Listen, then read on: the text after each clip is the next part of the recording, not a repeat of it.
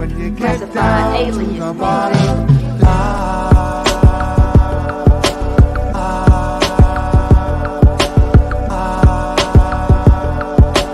Get down to the bottom.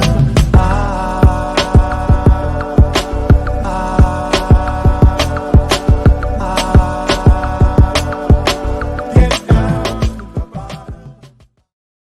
All right, we are back in the building. I know it's been a little minute since we hopped on a podcast, and so we are super excited to have our guest today, Ms. Rae Johnson. What is happening? It's all good. I mean, real estate's booming. People are moving, and that's it. Oh, that's all that matters. That's what I'm talking about. You came in with a little ditty bop. I love that. Saying.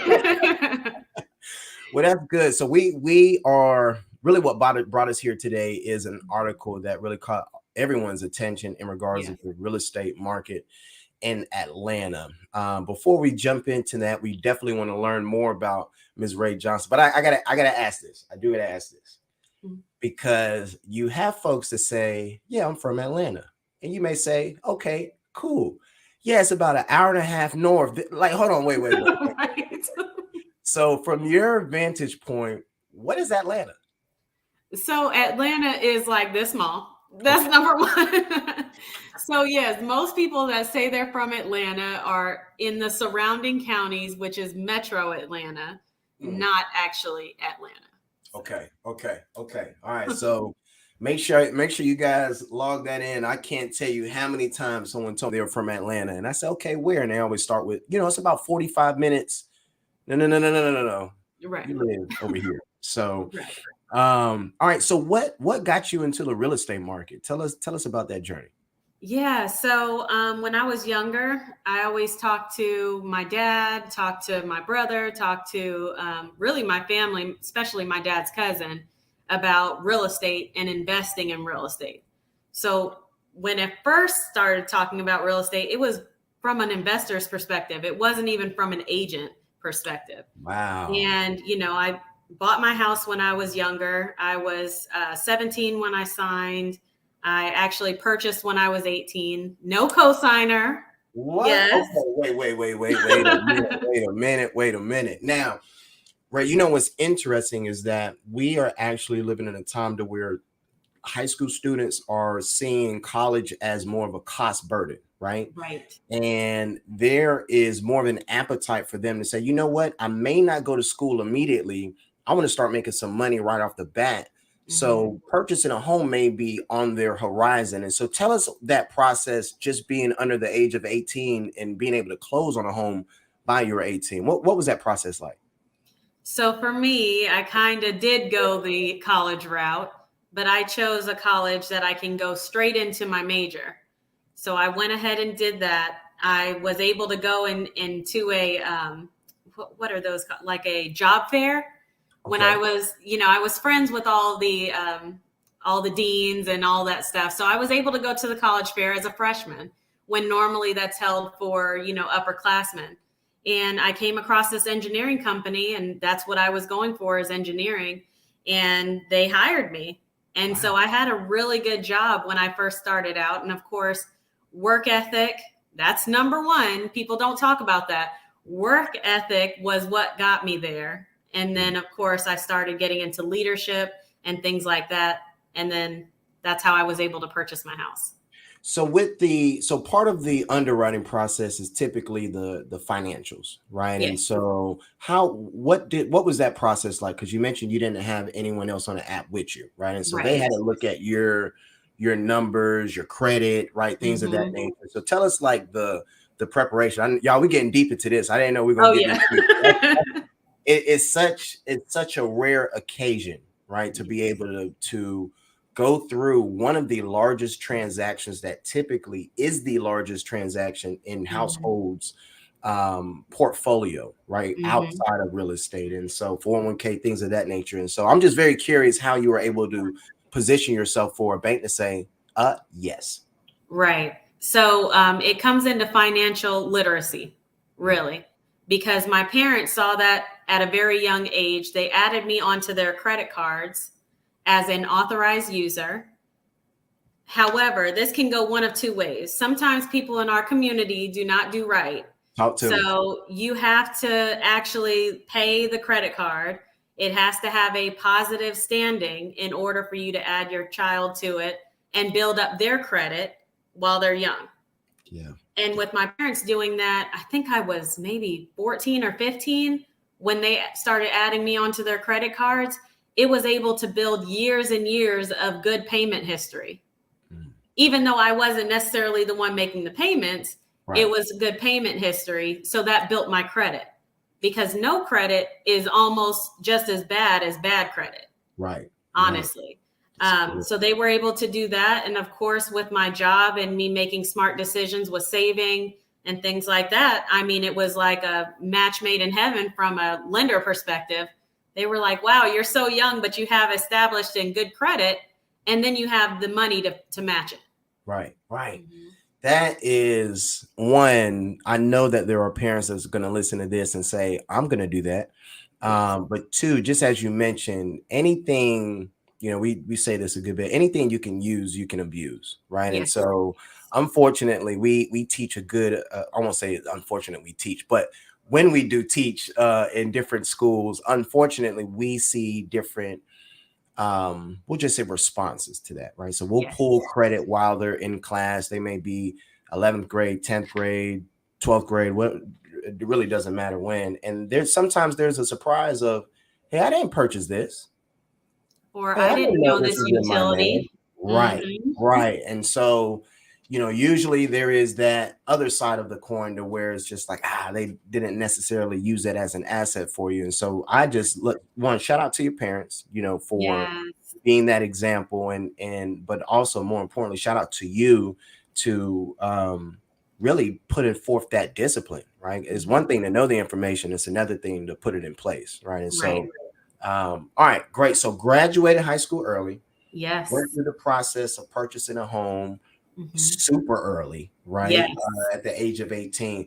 What was, once you went like that process, you signed the probably the 200th document that you had to sign once you closed. Tell us about that feeling.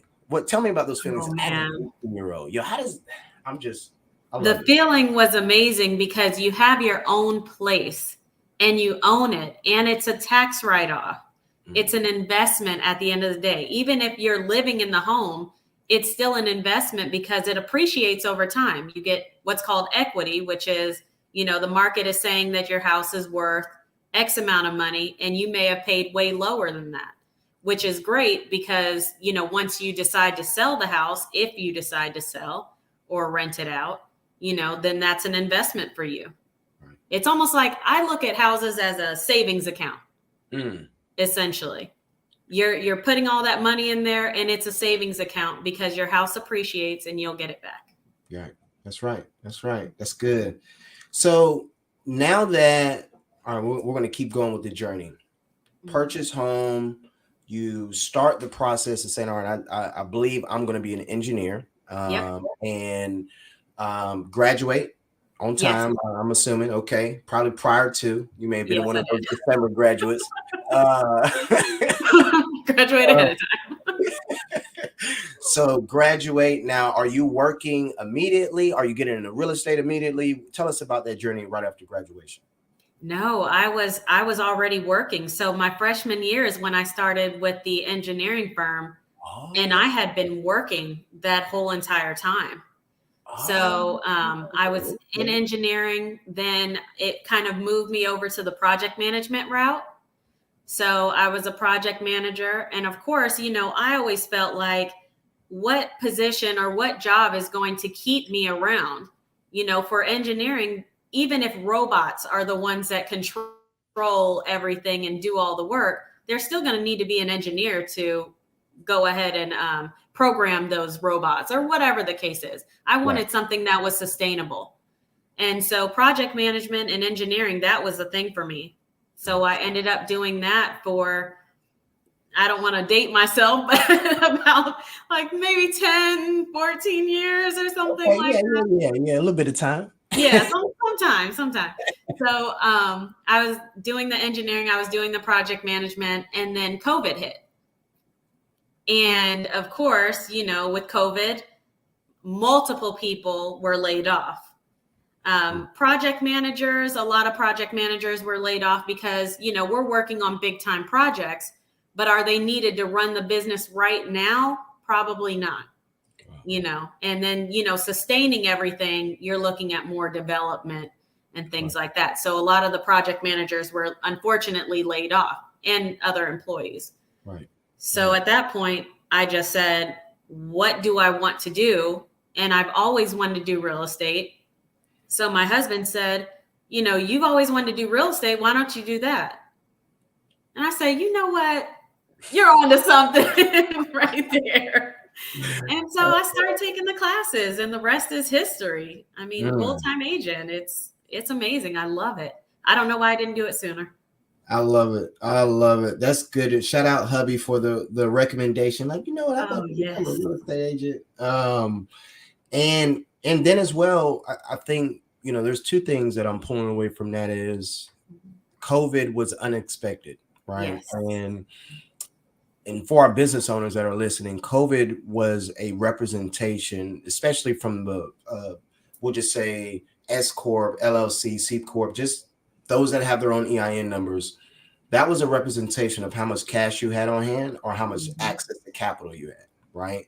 Because if there's a disruption of the income, you got to be able to pull from somewhere to have that S word you mentioned, Rae, that sustainable business model that doesn't impact personnel.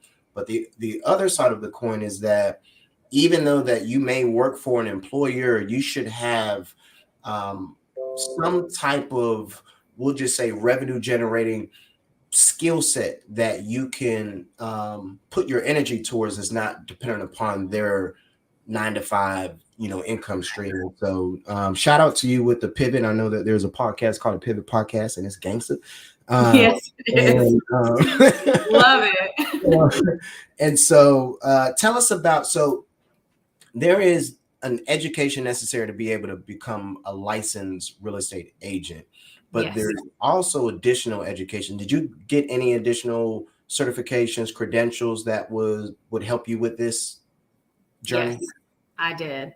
So what I did was the standard 75-hour course for real estate. That's in the state of Georgia. Every state is different with their licensing requirements. But I did the 75 hours. Then I did a post-licensing course, which is about 25 hours. And then I did what's called MRP, which is Military Relocation Professional Certification. Okay. Since I am a military spouse, I do help military families as well. And so I wanted to make sure that I'm giving the highest level of service. And so I did get certified there. Now that's fantastic. I didn't even know that certification existed. Oh, yes. And I can only imagine, shout out to all of our heroes and sheroes. We definitely salute you for your work and service. But I can only imagine that in the process of, getting back, I don't want to say domesticated, but getting back into the routine of family and what you're committed to. All right, where do I live? Who's going to understand my situation? Who's going to understand all the variables that we have? So that's great. So it sounds like that is a special, we'll just say, niche for you. It is. And, I pride myself on doing virtual tours and things like that. I even moved a family from Japan. So I can handle US and out of the country moves. I love it. All right. This is good. And before we get into the article, what is the name of your company so our audience knows and how they can get in contact with you? Yes, Johnson Signature Homes. Rae Johnson, of course, Johnson Signature Homes. You guys can reach me on Instagram at Johnson Signature Homes.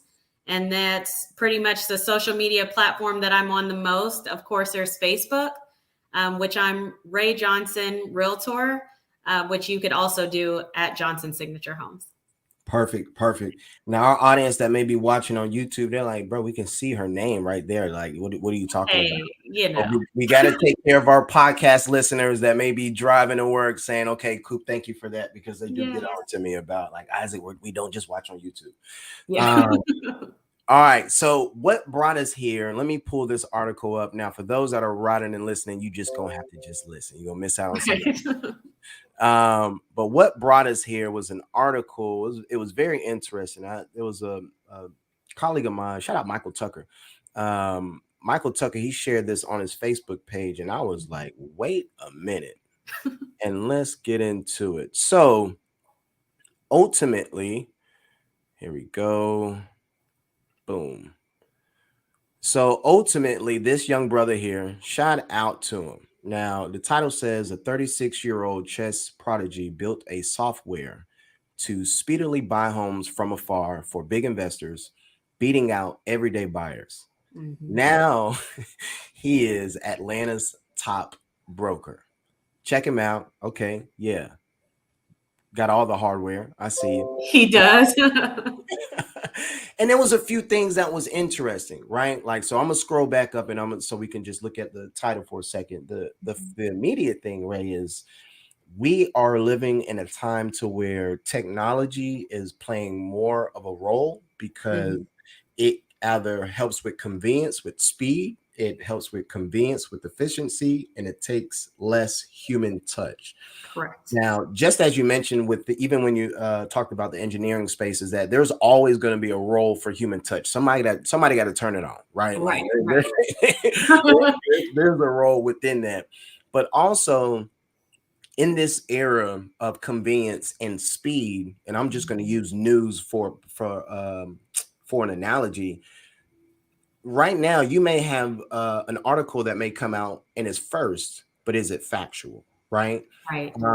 And the process for things to be factual sometimes may be lost in the sauce because speed is the hey, who said it first, who tweeted this first, who got this out first. Right. And so technology sometimes can go both ways, but it looks like in this situation, this gentleman is using it to be able to jump into the real estate market in Atlanta. Now, Mhm. before we jump into this, Ray, did you come across any situations with, because I believe Zillow played a role in purchasing real estate that was, so some of these untraditional buyers in, single family homes, did you come across that in any of your, we'll just say, real estate transactions in the past couple of years? Yes. Mm, The Zillows of the world, the open doors of the world, all of those. I mean, they're offering convenience, as you mentioned. right. Convenience, speed. You can get an offer in 2.5 seconds. Now, granted, what people aren't talking about is the fact that you can get more money most of the time, not all the time, but most of the time you can get more money if you take the house, what we call, to the market. Whoa, whoa, whoa, Meaning, wait a second. Wait a second. Hold on. We gotta get you back big screen. Let's hold on now. okay. Whoa, wait a second. You're like, hold on. Yeah, say that again. Say that. Okay, so for those that may have no, set the stage for me. So if you could give the contrast of, all right, working with someone like you versus Yes. automation. So automation, of course, you're going to have convenience. People aren't going to have showings. You're not going to have people in your house. You'll have a cash offer most of the time with little to no contingencies, what we call contingencies, which is an appraisal and finance, like a stop area where that can take effect. So if you don't have an appraisal, which is the value of your home, have somebody come out and give the value of your home, then that's good because you're almost guaranteed to get that amount that the offer is worth. However, sometimes you pay for convenience. Whereas with someone like me, a real estate agent, I can look at different cash buyers. I can look at what you might get if your house hit the market. So I can do all of those things versus if you're asking a robot Mm, like Zillow or like Open Door, hey, what is my house worth? You're just going to get thrown a number with mm. little to no research. Whereas with the human touch, you may be able to get more for your investment. Yeah.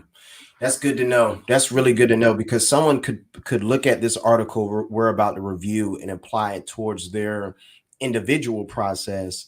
But as we unpack, this guy's target market is more so larger institutions, right? And so Mhm. they miss out on some of the margin in which you're talking about because they want to do things quicker with larger transactions, right? So that's a really good point. So make sure y'all put that in your front and back pocket, and holler at Rae whenever you got any questions. All right, so let's jump back in to good old AJ. So AJ here, I think this is it's a very interesting problem that he's solving with this space. And there was really an article that we wanted to talk through. Here we go. That talks about kind of what got him into it, but also the I would say the opportunity that he saw. So same gentleman here, see AJ there. Okay, got the two buttons not showing. I see you there, Doc. There we go. Well, hey, and hopefully AJ, hopefully you see this and come join us on the planning podcast. We definitely want to learn more about what got you there. So we did mention that he was a chess prodigy. So quickly, he had the ability to calculate as many as 40 moves ahead. He was awarded the title of chess master at the age of 13. So yeah, Rae, you and AJ, y'all really can. Y'all doing. We're alike. I mean, yeah, that's right. It just makes sense. So he was ranking first in the U.S. within his age cohort for 8 years in a row. So he was solid. His native ability to assimilate information fast, assess opportunity costs, and take that all-important strategic risk has not only informed the basis of an exceptional career in chess, it has also driven a series of entrepreneurial success. That's a sentence for you. It is. All right, so real quick, he actually had looks like he had a nice exit. I try to track down how much money he sold his business for. So in 2014, he successfully exited his first company, Soltron, a social networking e-commerce platform in lifestyle retail verticals. The name of the company, do you remember, Rae? You may remember this company called Karma Loop. No. Okay. So they ultimately purchased Soltron. I was trying to track down how much, but you know, I'm gonna do a little bit more research to get that squared away. So it looks like from that exit, he then founded Steigman. Now, if I'm saying that incorrectly, please forgive me. So it's an Atlanta-based business-to-business real estate arbitrage platform startup that identifies undervalued quality properties and shares knowledge with a pool of institutional buyers. So fast forward. So this was in 2020 when this was shared. So at that time, they were talking about they already have a multi-billion-dollar market cap, blah, blah, blah, blah, blah. Ultimately, there were different investors saying that, hey, this is not going to be a good idea. What do you mean investing in this type of market? There isn't any type of returns there. This is not making sense. But there was an aspect of this, of his response that I think Rae will be able to, I know Rae will be able to attest to, and I would love for you to expound upon. So this sentence here, when I got done with Soltron, the pattern recognition kicked in with interest rates being at an all-time lows. I saw the opportunities, both from real estate acquisition perspective and from the understanding, here we go, that people had the income to rent, but didn't have the credit clout with banks to get qualified to purchase a home. Yep. Yikes. I know. Yikes. So ultimately, and we're gonna jump back into this. Ultimately, he said there is already a track record of people being able to pay rent consistently. Right. But the process, the financial literacy, and the execution necessary to be able to go to a bank and show your credit, show your assets, show consistent income, to show reserves, there is a void there. So Rae, tell us about with the households and the people that you work with, do you see consistency with his comment there? Yes. All too often, unfortunately, because, you know, for some people, they were never taught financial literacy. They never paid attention to any of that most of the time until COVID hit. That's what I hear the most is when COVID hit, I started paying attention because people were able to work from home or had to be at home, you know, due to layoffs and things like that. And they're looking around and they're like, you know what? I really don't like this place. Right. You know, I really don't like this place. Some didn't like the people in it, but mostly it was just they didn't like the place. So they started getting on the internet and paying attention. And that's when I can't remember what the platform was. I think it was Clubhouse. Oh, yeah, People yeah, started yeah. getting on Clubhouse and hearing Right. the financial literacy. They started listening to real estate agents. They started listening to credit repair experts. And they have one of maybe three things going on. Either they didn't know anything about their being able to purchase. Yep. Most people think that you need 20% down in order to purchase a house. And that is not true. Yeah. Most of the time it's between 3 and 4%, maybe, depending on your location of being able to purchase a house. So that was eye opener number one. Eye opener number two was I really wasn't paying attention to my credit. Yeah. What app can I use other than Credit Karma to track my actual credit? Yeah. So I'll let you take that one over because you're a financial expert. But that was another one. So that's number two. And number three was I didn't save any money. Yep. And at this point, with COVID happening, I can't save my money. I'm having to spend my money because I lost my job. Or maybe I'm saving my money. I mean, some people, COVID was a big downer, and some people shot up with being able to, start their own business, or they had multiple streams of income that they can tap into, to your point. Yep. So it was just one of those three reasons, and it's super unfortunate, but he's not wrong. Yeah. That's good. And you make so many good points. So tell us, even with AJ,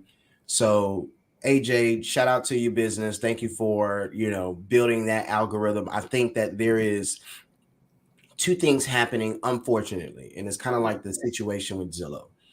One, there isn't that vetting process you spoke to in regards of appraisals and assessments that may either inflate or even deflate, someone's home value. Two, the ability to be able to play a role, or even to have an opportunity to put an offer in. Sometimes that is either diminished or even eliminated because how quickly the computer can go from opportunity to matching a buyer.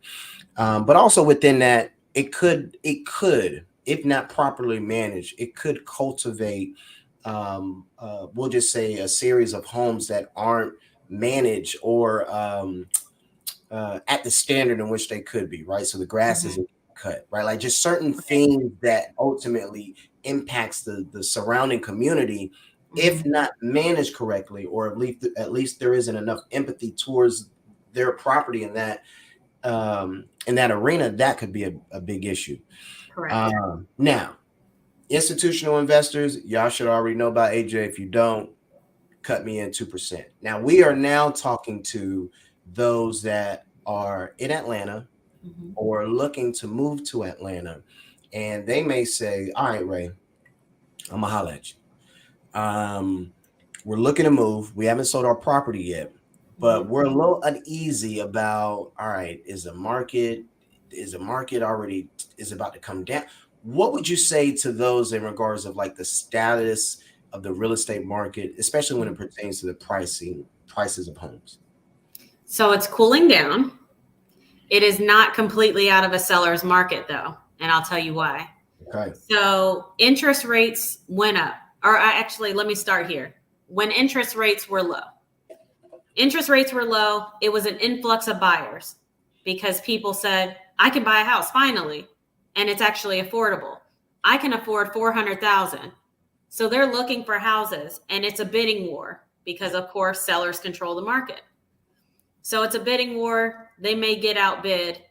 So now fast forward to today, it has slowed down. However, with the interest rates being high, sellers aren't really willing to sell their house. So we are still in a low inventory market with buyers that are out shopping. They're having to bid on 1, 2, 3 houses that are on the market, and we're still in a bidding situation. And another thing that I wanted to mention is that, to your point with these all cash buyers, these investors, I've had listings where investors are almost the first one to put in an offer for a property. And it is a good offer. either at list or a little bit above list. And, you're not you're not having to do an appraisal. You're not having a finance contingency, which means, the person has to get financing for the property because it's all cash. And they're sending us the proof of funds with millions and millions showing on the proof of funds. For us as agents and as your sellers, that's a sure thing. You might as well pack it up, and you're done. Versus people that send what we call love letters, which means that they're saying, I love this house, I really want it, and I could see my family growing here. And you're like, I love that, but are you the strongest offer? And for me, I have to be non-biased, because I'm representing the seller. Right. So I have to tell the seller, this is the risk of accepting this and this offer, whereas this is the pros of these offers. Right. And it's ultimately the seller's decision. And 9 times out of 10, the seller is going to go with the most money. Yep. But these investment companies are putting a stronghold on $200,000 to about $400,000 or $500,000 properties. They're putting a stronghold on them, putting all cash up and using them as investment rental properties. And, average buyer is in that price point. They're going to lose almost every time. Jeez, that is. I know I just threw a bomb in. That's the truth. I mean, that's what I'm seeing. And I'm a listing agent, half the time, and the other half I'm a buyer's agent. So I see both sides. Crazy. And it's a beautiful perspective, because just as you mentioned, when the interest rates were low, ultimately it was cheaper to use someone else's money, right? So if you got low interest rates, so let's say Rae's like, hey, I'm the bank, I'm gonna drop it down. If you need $100, I'm only gonna charge you $1. I'm like, all right, I'm gonna get as many $100 as I can. Right. But if you say, all right, look, hey, inflation is up, we gotta raise interest rates. Yeah. All right, yeah, you say you want $100, but I'm gonna have to charge you $18. Whoa, wait a minute. Right, hold on. I'm not gonna be as anxious, right, to get that extra 100, right? And so even as interest rates rise, the sellers are saying, all right, cool, I may be able to make some money, but I'm going to have to pay more money to use someone else's money, right? And so, all right, where do I win there? And that's why, as you mentioned, inventory is still a bit low, even though things are starting to cool down a bit. So it's cooling down, interest rates are rising, and so there's that mix there. But also, as you mentioned, the reality of, look, if I'm representing my client, and they trying to sell this house for the most amount of money, and we trying to do it with the least amount of contingencies. Yeah. That portfolio by BlackRock. Come on. Yeah, I'm telling you. And that's why I've kind of changed my I would say my strategy with clients. And I've kind of moved them a certain way, or moved them to certain lenders, because I know that I can maximize, them as best as I can. I'm not going to give all my secrets, so guys, stop listening.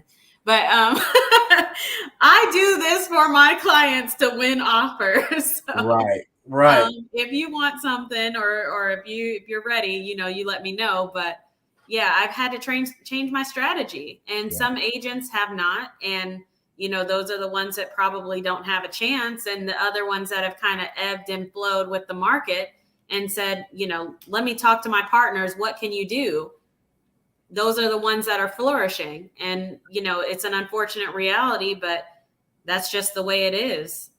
Tell us, someone calls you today and they are looking to purchase a home.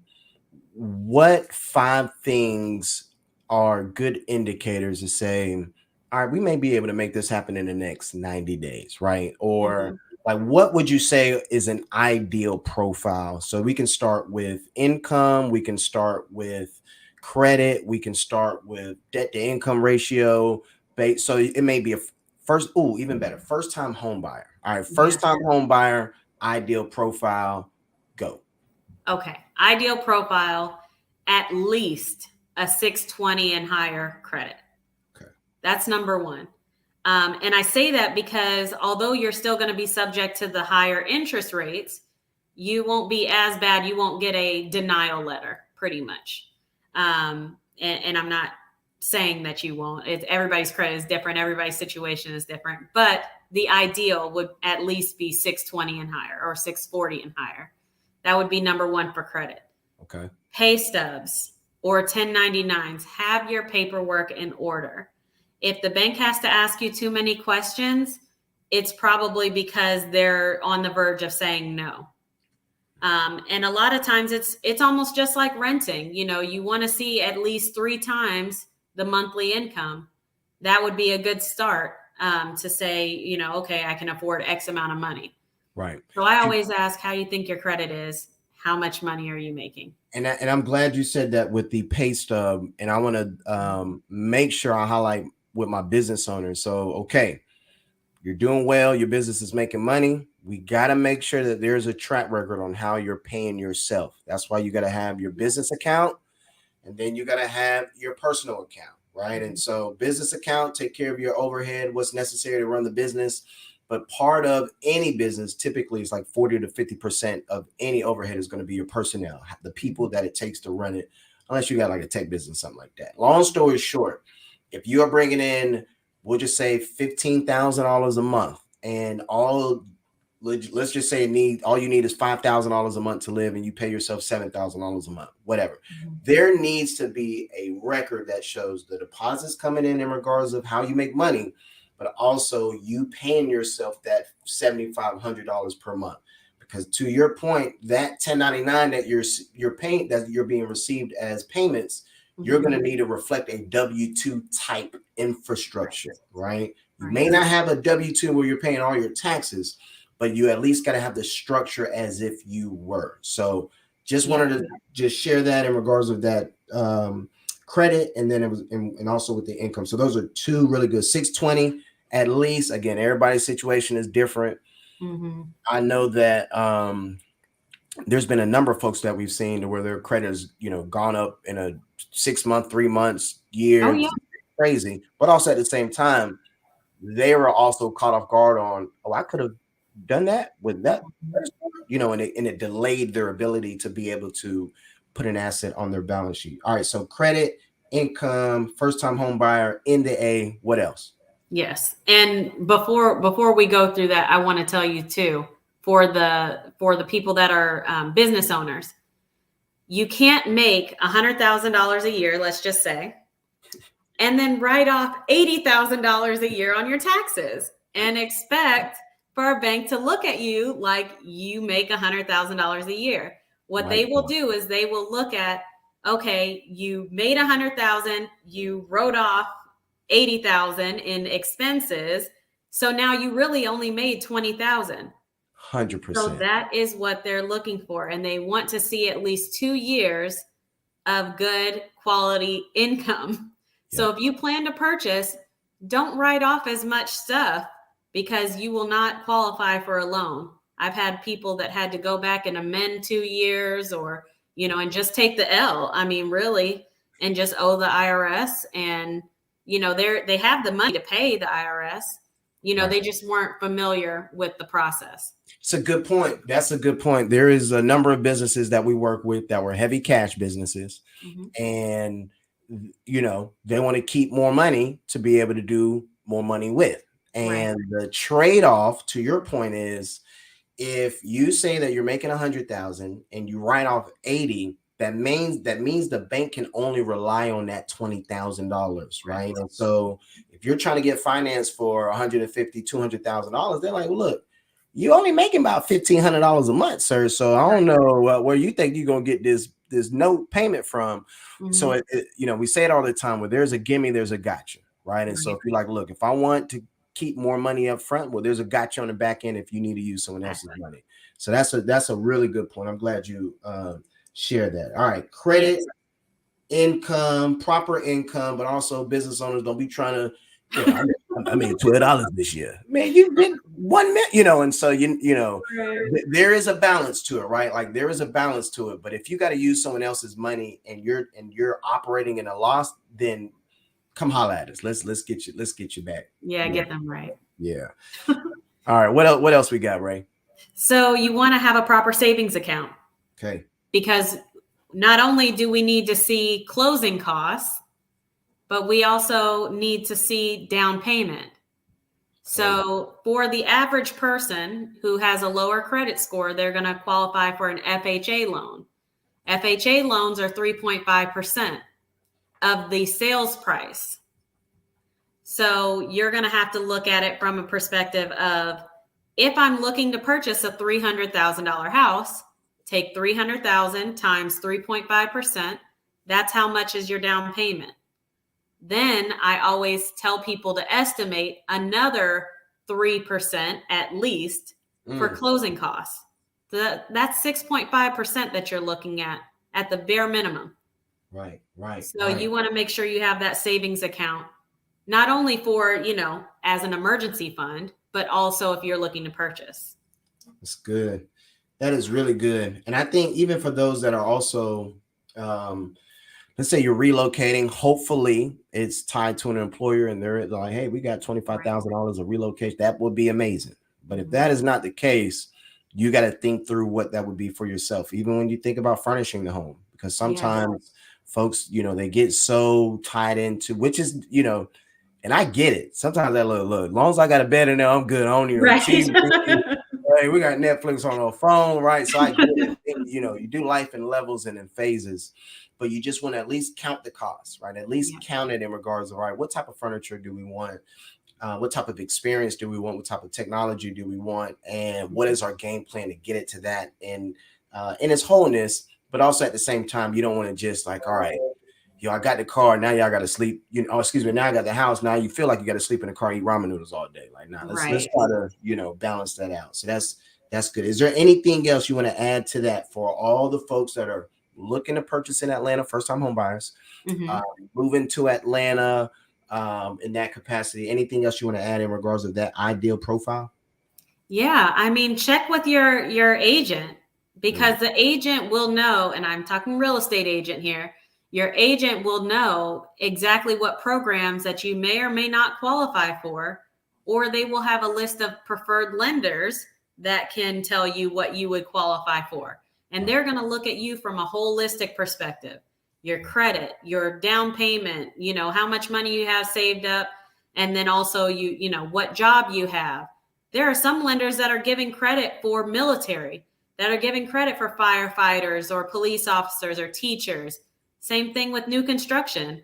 I mean, there are lenders builders giving credit for their heroes, which is the teachers, the military, police officers, firefighters, those things. Really? So your agent would really know who's providing that, and then what you can overall, be able to save on depending on which route you go. That's good. That is really good. That is really. I mean, we do this all day, guys. You got to trust us. That's right. That's good. And it's good to know that. And I appreciate you providing so much of the education necessary, because sometimes, it's very similar. Like you said, during the pandemic, you had the Clubhouse, you had all these different platforms that would try to simplify the process, but would actually trigger more misinformation, right? So it would be, get you an LLC, you'll get you a McDonald's franchise in 12 days. Like, hold on, wait a minute. Yeah, hold on, absolutely not. Right, like, so it's just certain things that would shortcut the process, but it would still highlight the opportunity. But I won't say no one, but there was only so many that could speak to the education because they didn't have your experience, right? And so you have the experience, you lived it by 17 and 18, and then from there continue to gain the education, and COVID really created the intersection to do it at a larger level, right? Yeah. And so shout out to Signature Homes in that space. All right, so before we finish up, let's do this. I think it may be on this.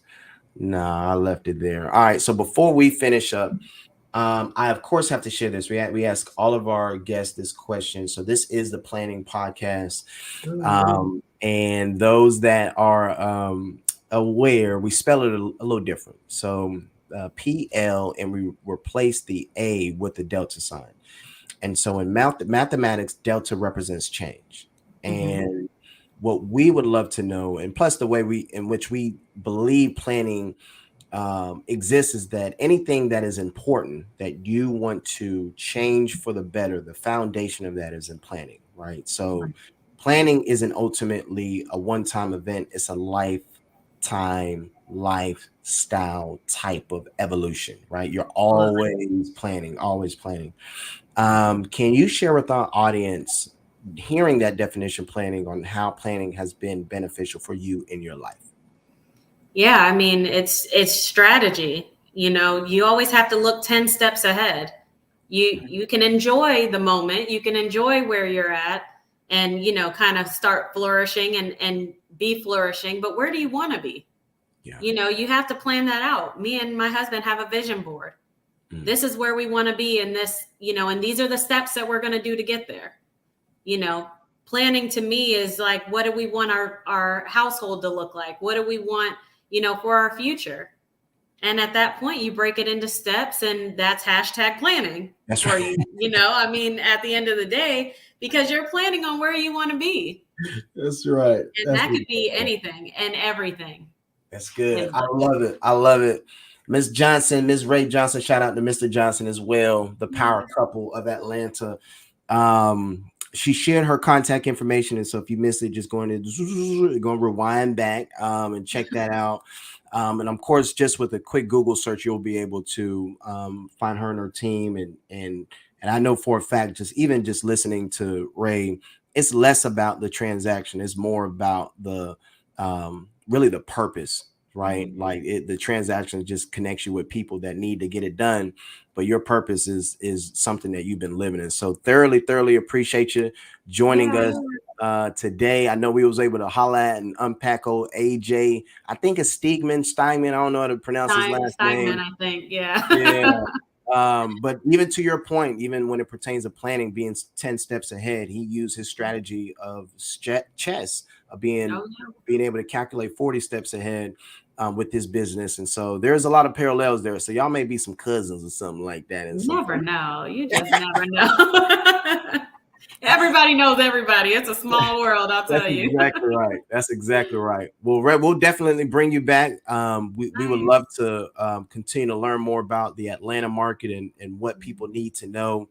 I'm also interested in that heroes for new construction because we have a very, very, very soft place in our heart for our educators, especially for our heroes, of course, but specifically for our teachers. We feel like they are under resourced and they always over deliver, especially for our next generation of leaders. And so we would definitely love for you to come back and share more about those opportunities without giving all the secret sauce to you. No secret sauce. You have to work with me to get that. That's exactly right. All right, Rae. Well, thank you for today. And of course, good people, make sure y'all stay planning. Thank you.